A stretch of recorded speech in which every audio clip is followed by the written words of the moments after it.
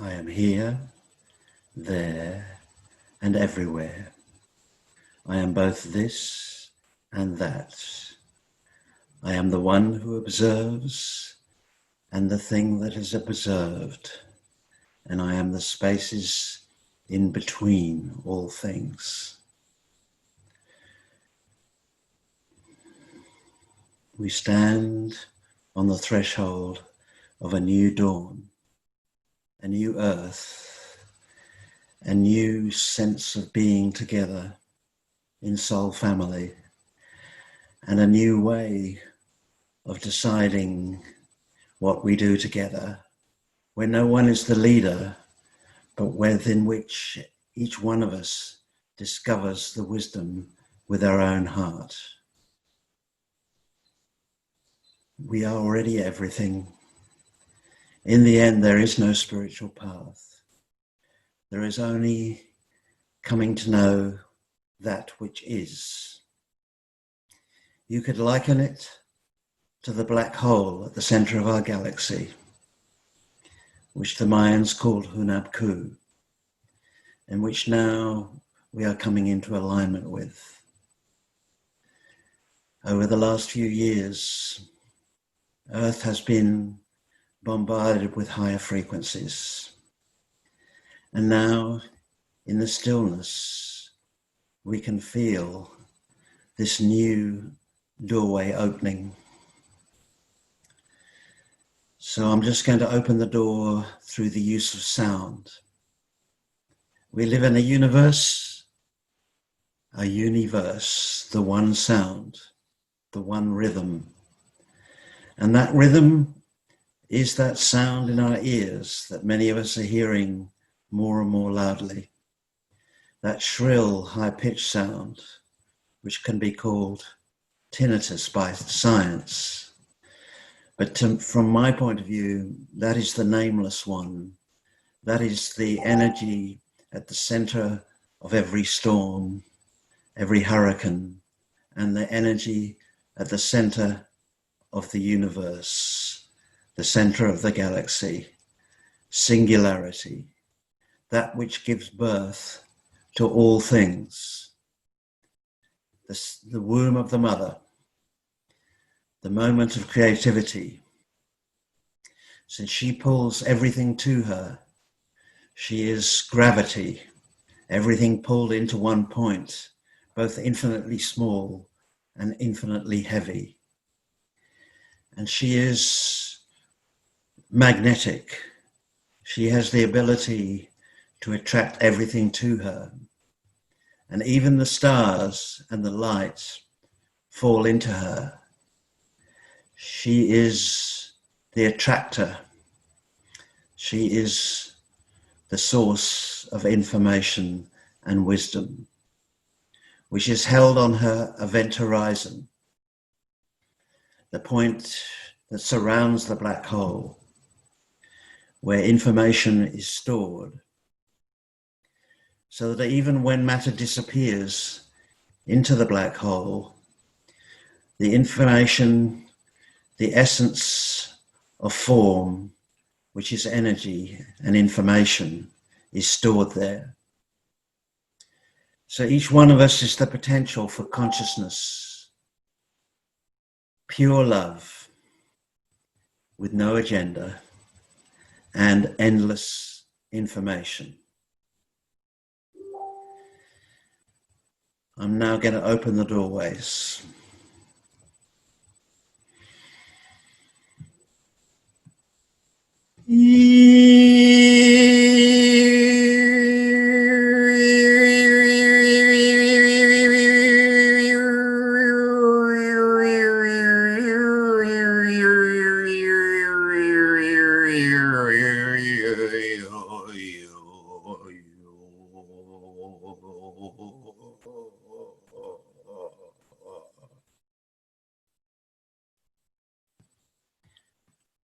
So I see those constellations in the sky. Orion the hunter, with his 3 stars in his belt, are named, in science, they have names But in sound, they also have their signature. And their signature is El, An, and Ra. El, you will find in every angel's name, you will find El. And An is the sacred feminine, is one of the original civilizations on Earth that was in the area of South America. And Ra is the sacred masculine, the energy of the sun that gives rise to the pyramids, the one who founded the intelligence that gives rise to our present day civilization. After the last ice age, the survivors of Atlantis brought their knowledge of sacred geometry to the indigenous people of the earth at that time, and who were living in Australia. They were living in the dream time, and in every great indigenous culture around the world, there was this understanding of the formless beyond form, the essence of nature, the life within everything, the energy behind each breath, the connection between the inside and the outside, that we are both this and we are that. And we are ultimately, we are loving, loved, and lover. We are that which is. So we come into a time of great change on Earth. It seems as if in the COVID-19 crisis, everyone is running around and our leaders are baffled. One minute they're telling us to stay apart, and the next minute they're telling us to rush back in, to become busy again and embrace business as usual. And there are so many conflicting messages. And there's a tendency to rush outside for information, to look at this conspiracy theories, if you're that way inclined, to look at the press, the media that is owned by the corporations and the business people and the rich families that seek to keep us in ignorance of the true situation of humanity and the possibility that we are actually in alliance already with higher consciousness, with other star races. In particular, there are the Palladians, and there are those beings from Orion, where the great gateway to source to the galaxy lies. And so in a way, you look left, if you look at the sky towards Orion, you see 45 degrees to the left, you will see the Pleiades. In front of you, you will see Orion and the belt. And if you look 45 degrees to the right, you will see Sirius, which is a binary star system known as the dog star and the brightest star as we look at the night sky. And I have been on a long journey, and the eye that is talking, the eye that is sitting in front of you now, the eye that appears to be coming from Australia on video, is actually that which is talking, that which writes, that which speaks. But actually, I have no idea what I'm going to say next. But I do know that there is a new spherical civilization coming. And that civilization will replace the one that was created after the last ice age by the survivors of Atlantis.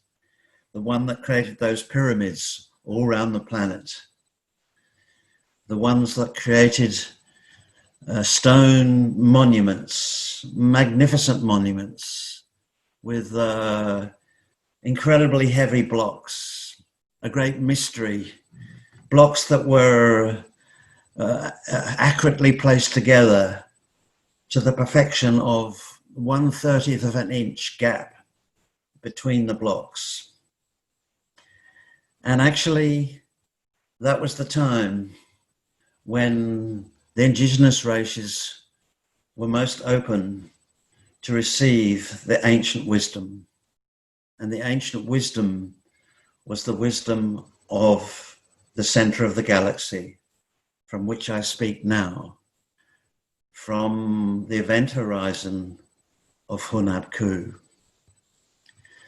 So there is a civilization returning to Earth that is, well, you could say it was fifth dimensional, but the number of dimensions is not so important.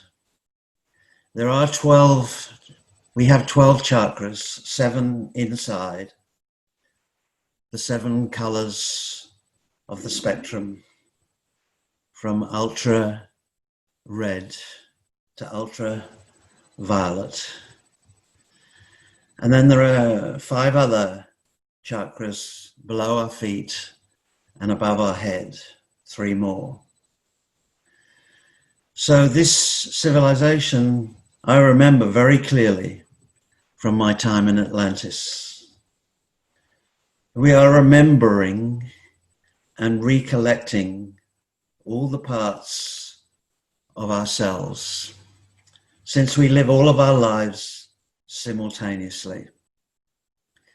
The universe is paradoxical because it would be fair to say that there's no such thing as time, that we live all of our lifetimes simultaneously, and there are thin veils between them. And that actually, as we become still, and as we become the center of the storm, we can begin to see the way things turn around us. We can begin to observe the movement of creation, starting with the movement of the breath that we're being breathed, but also the way that we live in a society where everyone is constantly pursuing their own personal agendas. We're in that race for survival that I talked about in our last video.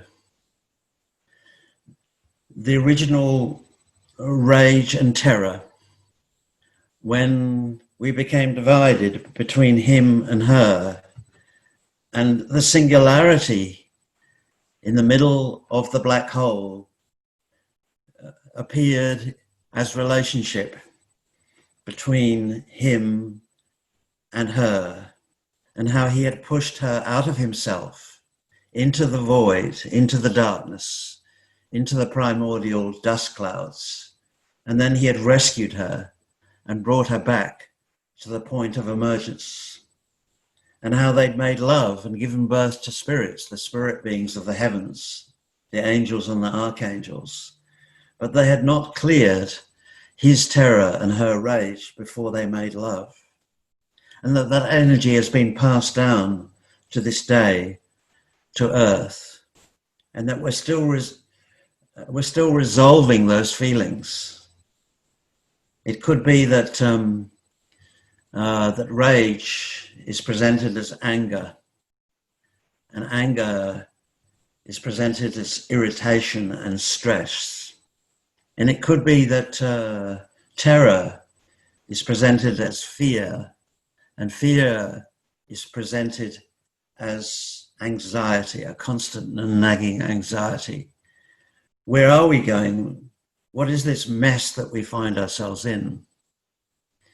What is humanity to do when all that we have been familiar with, all that we've based our lives upon, that rat race that started with particularly from the Industrial Revolution onwards, when we became more and more alienated from nature, and we started to become more and more motivated by ownership, ownership of our wealth and ownership of the planet and exploitation of her resources, to the point where now we're on the point of self-destruction.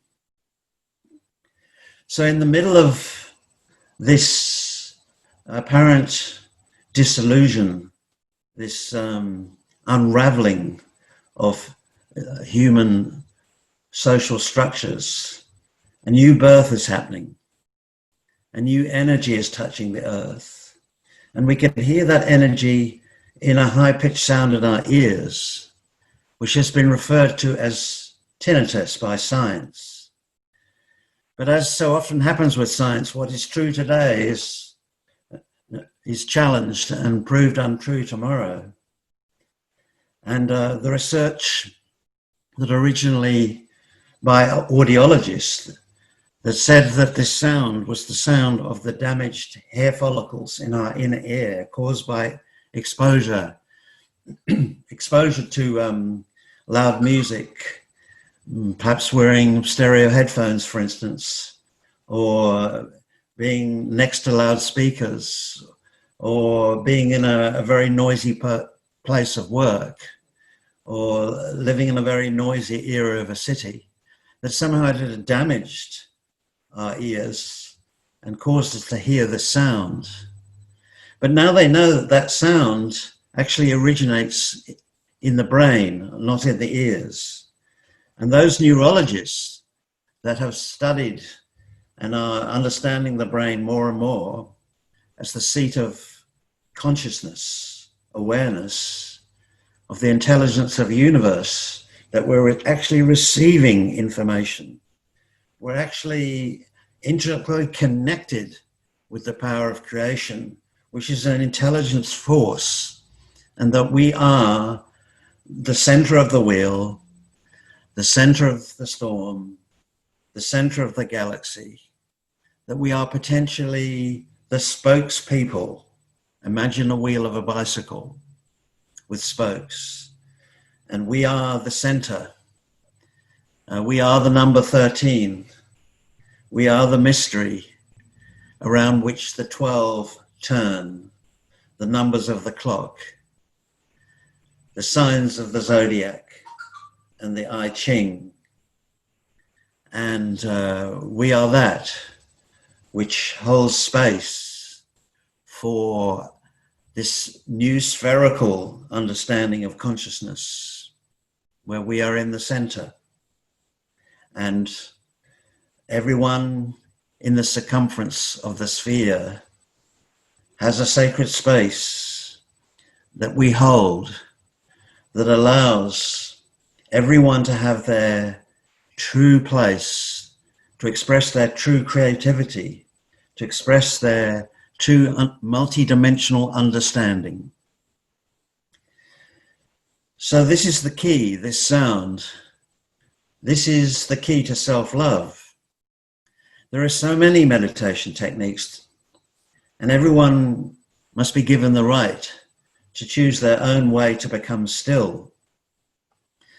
But ultimately, beyond any path, beyond any striving, beyond any longing for love, exists this sense of completion, this stillness, this silence, this sound behind the sound.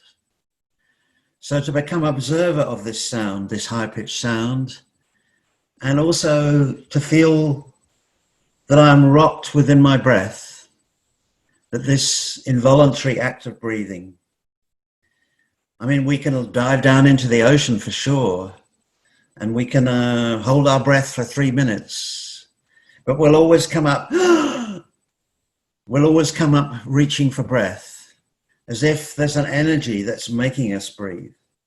The same energy that is this sound in our ears.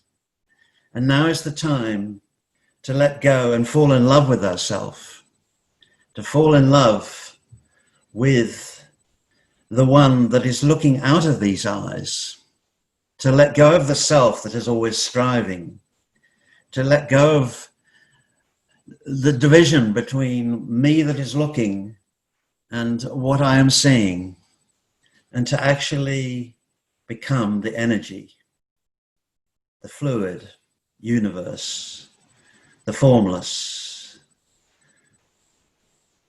the quantum field,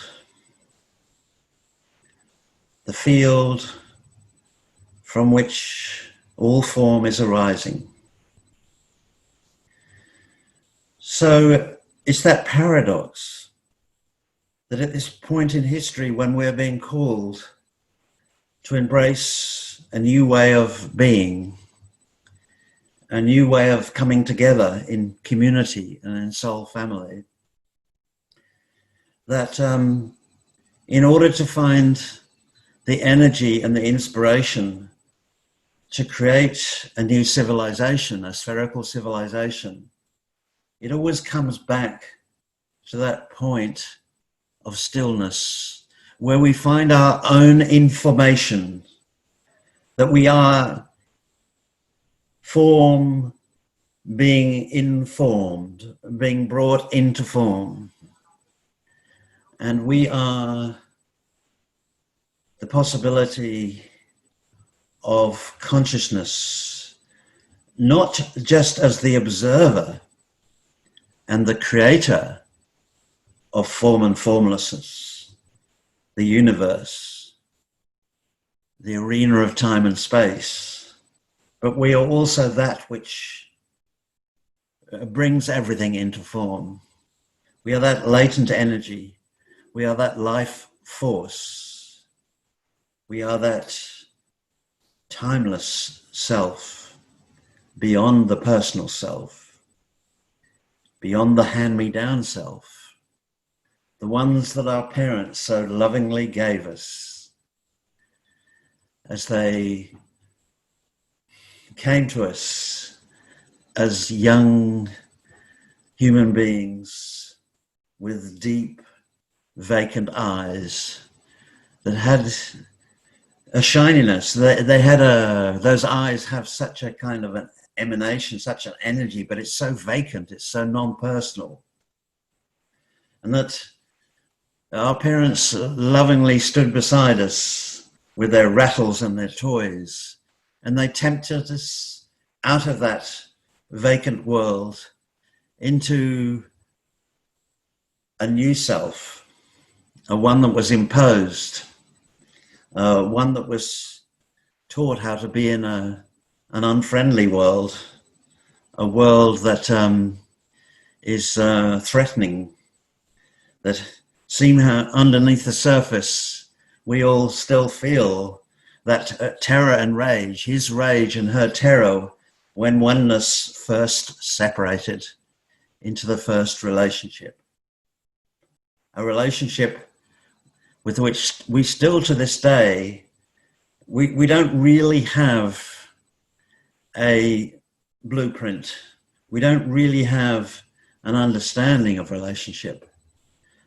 We don't really have an understanding of what it means to be with each other with no agenda other than pure love. To hold a space within which each person can become messengers for the infinite, so that that which is beyond time and space is brought into this realm of physical beingness, the third dimension, which is in the process of somewhat dissolving, and in which we are finding new feet.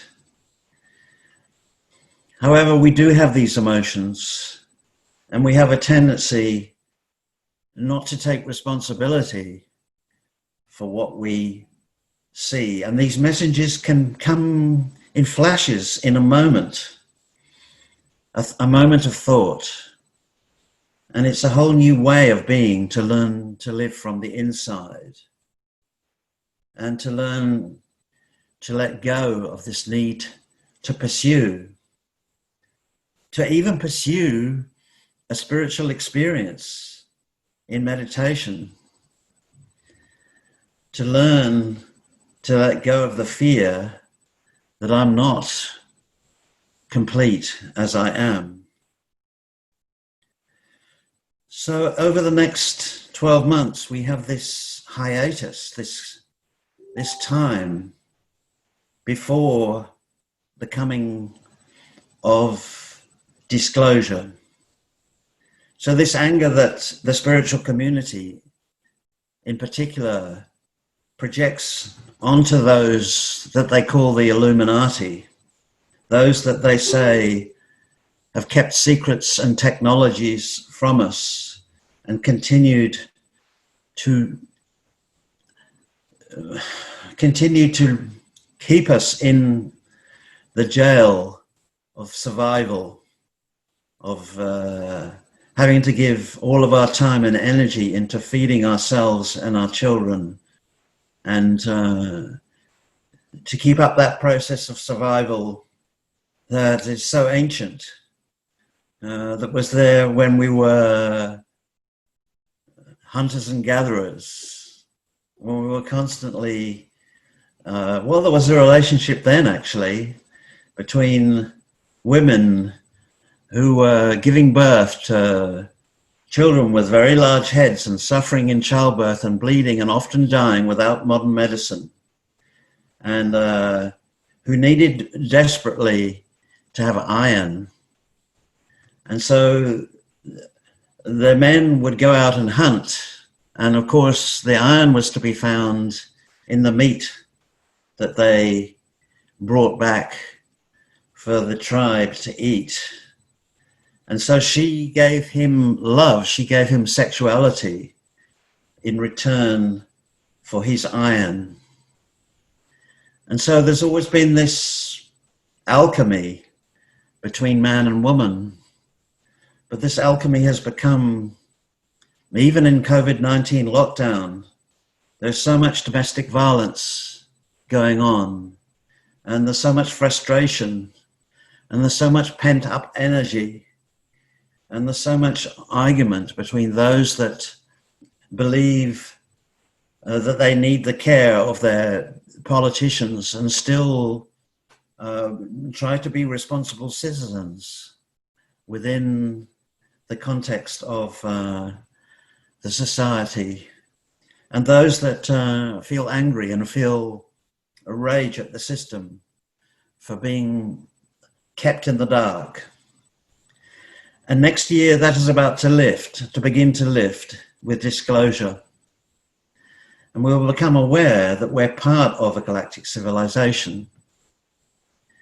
Even though many people have believed that there are UFOs, and there have been many sightings and a great deal more evidence than we're presented with that such craft exist, next year it will start to become common knowledge. In fact, to the point of view of the alliance between humanity and the alien races will begin to become known even on television, and that resources will start to become available to those of us that are already experiencing that energy of unconditional love that comes when you're fully present, that comes when you're fully alive, that comes when you are close to your life force. Those people will be ready to receive funds that will be made available from the alliance. So all this time that we've been feeling so much anger, many of us, towards the system, it's been a paradox, because yes, we've been denied information, but on the other hand, there is so much that is going on behind the scenes, that we have technology that we don't even dream of, even though the technology I'm speaking on now, the silicon technology, was given to us by that alliance back in the 1950s. And that actually it's going into another whole quantum leap to become quantum computing, so that we have more and more ways to receive information. on the outside of us, that now those capabilities are going to combine with this amazing possibility that occurs when we marry our thinking side with our feeling side. We marry action with intuition, and we marry science with our psychic abilities. And so we come to this point that people have called ascension. But actually, again, it's a paradox, because we're not actually going to ascend away from the earth, but the earth itself is awakening. She has been called Gaia, and she was the mother's planet.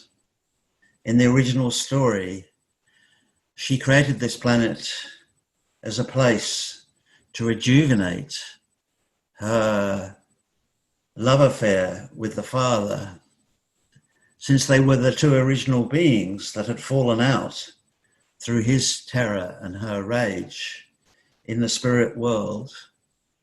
And that this earth, planet Earth, Gaia, she created as a paradise, is now coming into its own. After 5 billion years, it is becoming enlivened, and also the waters of the earth are like her blood, and the rocks of the earth are like her bones. And she is that which we see, the patterns of nature are like the book upon which we can, when we become still, we can see her wisdom. We can see, well, we can even see at the moment the crop circles in England, which many people have called hoaxes. And there are hoaxes, there's no doubt about that. But basically, the spherical civilization is there in plain sight. The circles on the fields can be seen as the spheres coming together. So we exist in this hiatus, this bridge between the dissolving civilization, the pyramidical one, where there's always someone at the top of the corporation or the organization, and everyone never gets to really reveal their true colors. And there's a new way of being together. In fact, there's a new way of teaching. There's a new way of leading that is spherical. That those that have the vision and that will lead others into this new way of being will do it without disempowering others. That they will bring people together in a collective consciousness, the consciousness that's been referred to as the age of Aquarius. So we've moved away from Pisces, the age of Pisces, that 2,600 years from Buddha's time and Christ's time until now, when civilization was based on top-down hierarchy, patriarchy manifested as kings and queens with subjects, masters and gurus with disciples, and more recently, corporations, CEOs, with all of those employees that serve the corporation rather mindlessly, and everyone is specialized. Even in science, that's true, that every part of the scientific community is always competing for resources, always wanting funding, and that one branch of science doesn't necessarily communicate with another, because we are all specialists in a very narrow-minded and narrow-focused. It's like we have a telescope and we're very focused, but we're also very blinkered at the same time. So now that is ending, so there's a new form of leadership and a new form of teaching that's coming to Earth. where people will come together, and they'll come together without fixed agendas.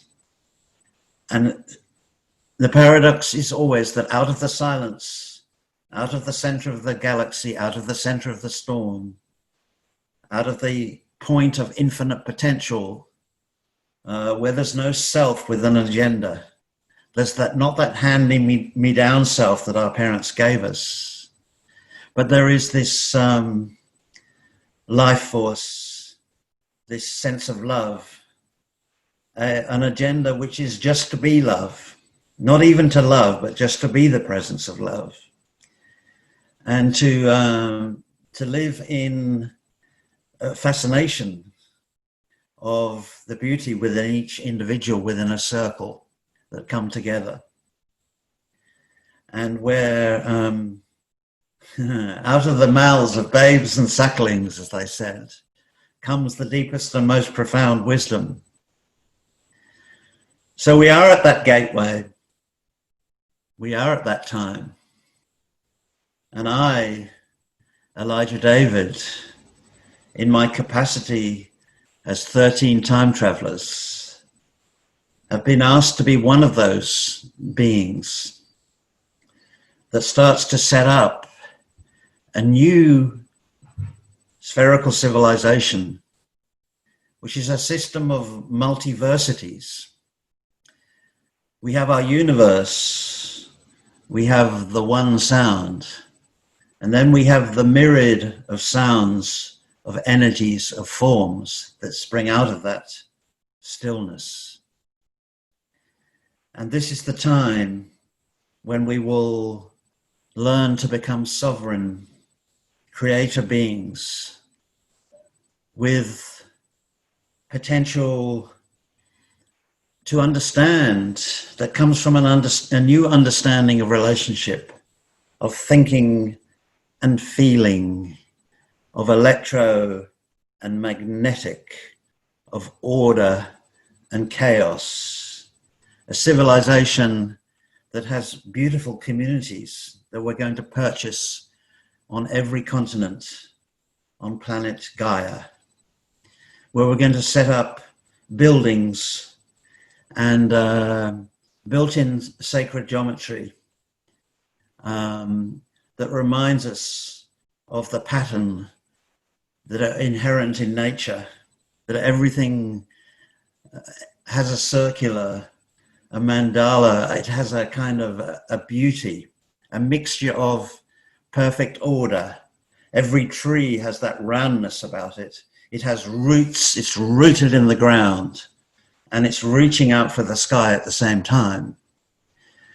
So in this new process of, it's kind of like descension, that we'll learn to sit in circles, we'll learn to build communities, and that the beauty of the masculine, the sacred geometry, will be the seat to receive the wisdom, the magnetism from the emptiness from which everything is filled.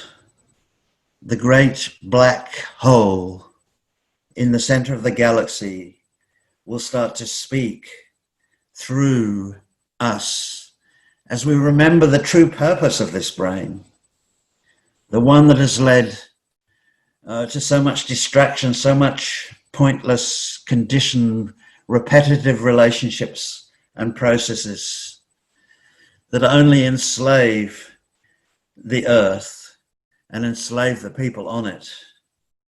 The constant unnecessary chattering will be replaced by these new abilities of the multidimensional being, those of us that are remembering and recollecting all of our lifetimes as they descend into us here on earth, as we begin to awaken as multidimensional beings that have telepathy, telekinesis, the ability to move objects with mind alone, the power of intent to create the things that we want, and even to travel across the globe, not with body so much, but with intention.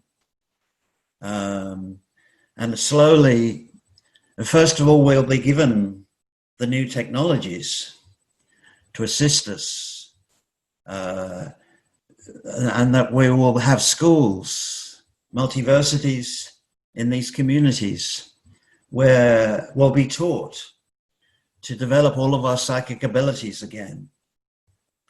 And also, strangely enough, one of the major teachings will be around music and art, and that which has been always underestimated and unrewarded mostly. There's always been a few people that have become wealthy and famous through their art and their music, but most of us have these tremendous creative capabilities. And we've been so busy, of course, pursuing and surviving that we haven't had time to fully develop them. And even those that had artistic abilities mainly were forced to go out to work to support and survive, and never got to fully explore this creativity. And now, even in these schools, art and music will find their rightful place in a spherical civilization. And we'll learn to speak without thinking, to act without doing, and to create in ways that we can't imagine now. Even we'll be going beyond words, beyond these 26 letters of the alphabet that mainly belong to our left brain. And we'll be learning to use sound again, as I did at the beginning of this video, to open the doorways. And we'll begin to resonate together using sound. This is a direct memory of Atlantis. I remember it so clearly, that we met in spherical buildings. I'll give you an example of one. Imagine in your mind's eye a sphere that's set into the ground so that its floor is at ground level. And so there's a hemisphere underneath the floor, and from the property, from the community on which this sphere is built, there is pure water pumped under the floor. And it's filled with beautiful crystals and stones. And the floor is actually see-through plate glass. And above the floor, there is the hemisphere that's visible from ground level. And it has 4 doorways. You could call it the new foundation. The place, the doorways between heaven and earth. But the 4 could be north, south, east, and west, just as the pyramids were aspected perfectly to the compass, the stone pyramids originally. This sphere is aspected so that you can walk in through one of 4 doorways, and it could be seen as earth, air, fire, and water, or it could be the mother, son, and daughter, and the father. It could be the archetypes of soul family. So on a particular day, you choose which door to walk in, and ideally, this sphere is about 6.66 meters in diameter. And when you walk in, you find a round desk, a stripped desk, running round the inside of the hemisphere. And it has 12 chairs for 12 people, which revolve 360 degrees. So they're like, you can turn around, you can face everyone in the circle when you sit down. At the beginning of this new civilization, we'll be using the same computers that we've been using. So the desk will be prepared and ready for meetings, whether they have a more spiritual purpose or whether they have a more a political purpose, because there'll still be a need to make decisions within these communities, a new way of making decisions. So you can turn and face anyone in the circle. You can listen to the sound that I described. You can have eye contact. You can feel yourself breathing. You can dare to be empty. You can dare to listen without thought to those in the circle.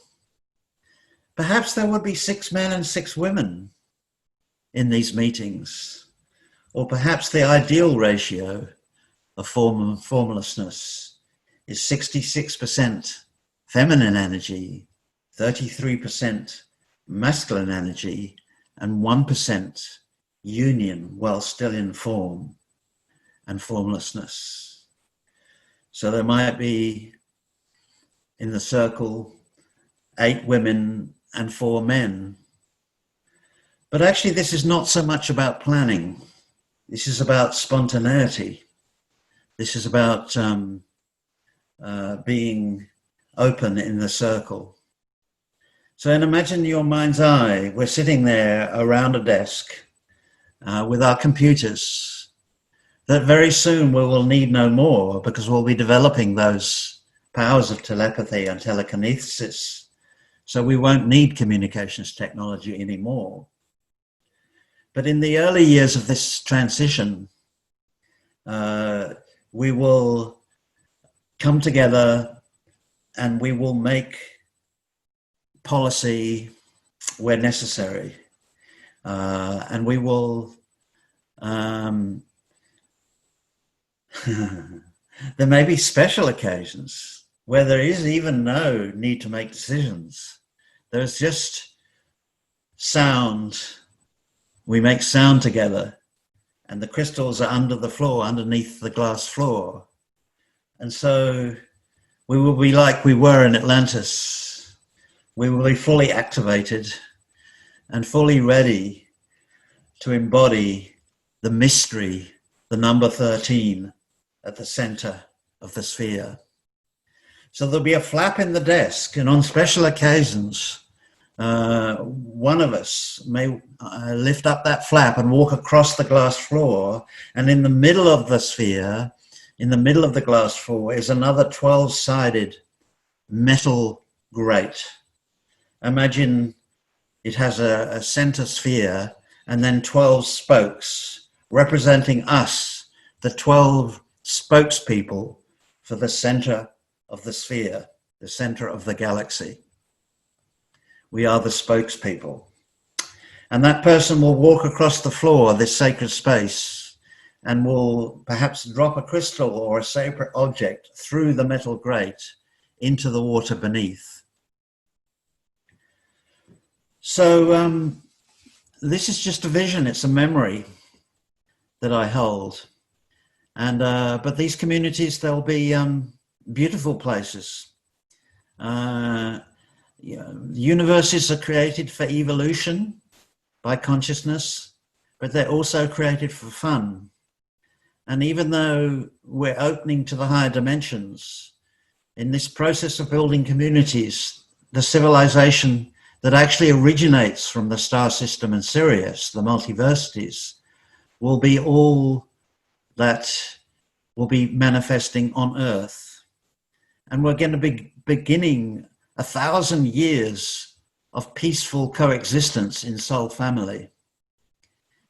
A celebration, a true celebration, a true realization of that brings to a close that 13.8 billion year journey from the Big Bang until now.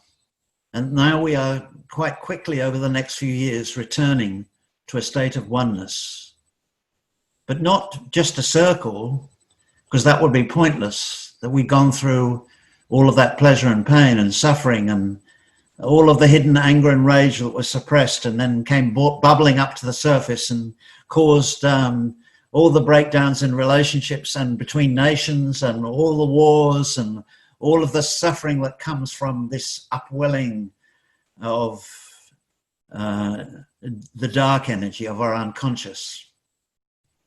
our unconscious potential, actually, that now the terror and rage can be reclaimed, those lost parts of ourselves that we lost contact with. And we can become multidimensional beings. And we can actually recover all of those creative possibilities that we have as creator beings. And by the end of this 1,000 years, we can choose to stay here, we can choose to create our own planets even, or we can choose to move on to higher and higher dimensions. So this is the time of deciding. We have this 12 months now between now and next year. It's the time of deciding. It could be seen as the choice of staying in a third dimensional reality, of staying, competing, consuming, and defending this sense of self that was handed to us. And that we can continue to live in a world where we are actually destroying the very place, the very beauty, the very presence of nature all around us. Or we can choose to become part of this. It's more than a renaissance. It's more than a rebirth. It's an explosion of new creativity. And so we can become aware of the choice that we are making, and we can help others without interfering in their choice, without trying to teach in the old way. We can provide spaces for people to circles and meetings where people can begin to feel what they really want, who they really are, and they can remember and recollect, ready for next year, so that we can hit the ground running, so that those of us that are awake can begin to work with this alliance between humanity and the star beings to create a new heaven on earth. Well, it's not really new because it's always been there. But we're going to become aware of that higher dimension again. And slowly, all of the suffering and the strife will fade from memory. So I, Elijah David, the one that appears to be speaking, send you, my brothers and sisters, pure love. And at the same time, we are holding a space which actually we call Gaia Councils online, using Facebook as our hub of information. And we're bringing small groups of people together in the way that I described, where there is no particular agenda for the meeting. And there can be an agenda because we are not controlling what should happen there. But basically, the beauty comes when each person speaks from their own inner knowledge and contributes towards the whole, the sphere of these meetings. I call this Atma sphere, and Atma means in Sanskrit, Atma means soul, the soul spheres. So I invite you to check the links on this page to our Facebook group, Alchemy of the New Earth. And you're welcome to message me via Messenger, Elijah David, and we'll give all the information about these groups. And all of my posts are also on my timeline. We invite you to if you can contribute just even a small amount to our book, forthcoming book, Alchemy of Love, we'll be most grateful. And I thank you for your presence in this call. I invite you to marry your masculine and feminine, to bring stillness into your passion, and to bring passion into your stillness. The mind, the thoughts need stillness, and your emotions need movement, need healthy expression, away from those that trigger you, in a safe space, preferably around trees and water, since water holds so much information. Sound waves and light waves in a dynamic universe meet water, and biological life is formed. Water is so powerful. And but the main thing is just to be in a private space, not to try and settle your emotions when you're already triggered with your partner, with your parents, with your friends. Not to try and sort things through when you're already so disturbed, but to go to a safe place and to allow your feelings to move in a healthy way, and to a non-verbal way. So, for instance, you shake, you laugh, you cry if you're sad, maybe. Maybe you're very angry, you pick up a stick and you bang a rock. Whatever it takes to allow these feelings to move. And then you will find, if you go deep enough, that there are parts of you that are looking for your attention. And you have to, I invite you to remain humble and to invite in those parts of yourself that have become alienated from you from childhood, when you were too traumatized to deal with situations, or maybe from your other parallel simultaneous lives behind the veil, that you are recollecting and remembering all of yourself. So thank you very much for being here on this call, on this video, and I'll be giving regular talks here over the next 12 months as we approach this great shift in physical reality to go along with what we're already feeling behind all of the confusion, this quickening. Over the next 12 months, I'll be communicating and bringing through as much information as I can from my 12 aspects, other aspects, to facilitate this shift into a spherical way of being. So I thank you all, and I'll see you next time. Goodbye for now.